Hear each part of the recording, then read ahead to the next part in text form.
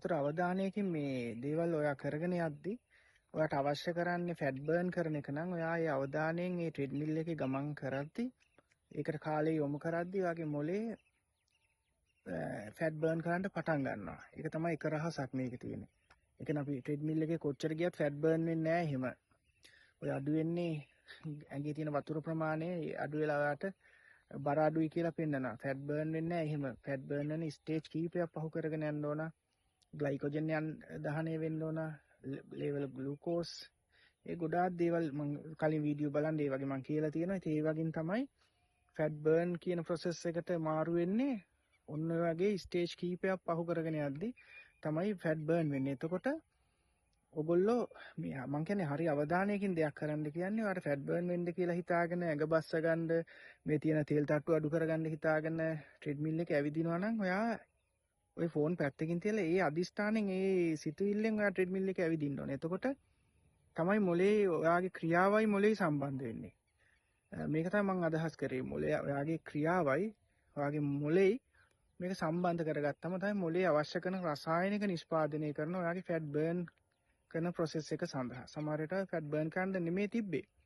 ඒත් දැන් fat burn කරන මොකද ඔයාගේ ක්‍රමවේදය එක තැනකට ඇවිල්ලා තිනවා. කරන දේ ඔයා ට්‍රෙඩ්මිල් එකේ යනවා.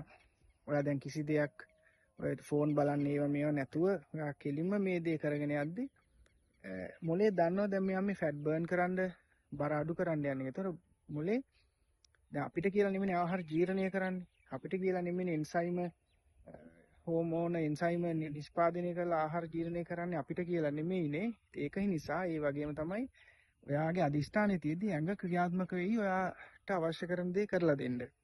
ඒ හෝමෝන එන්සයිම අම්ල මේවා නිෂ්පාදනය කරලා ඔයාගේ ෆැට් බර්න් කරන එක කරයි. ඒකින්ද මේ ට්‍රෙඩ්මිල් වල යද්දි ෆෝන් කනේ ගහගෙන වීඩියෝ බල යන්න බෑ. පැත්තකින් තියලා අදාර කාර්ය විනාඩි 45 පැයද ඒක කරන්න.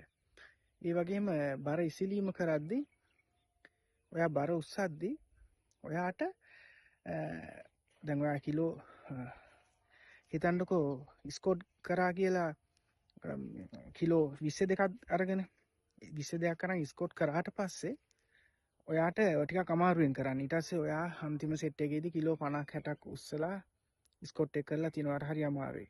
ඔයාට ඒ වෙලෙත් ගොඩක් වෙලාවට හෝමෝන එන්සයිම මොලේ නිෂ්පාදනය කරන ගොඩක් මේ අපේ හයිපොතැලමස් ආව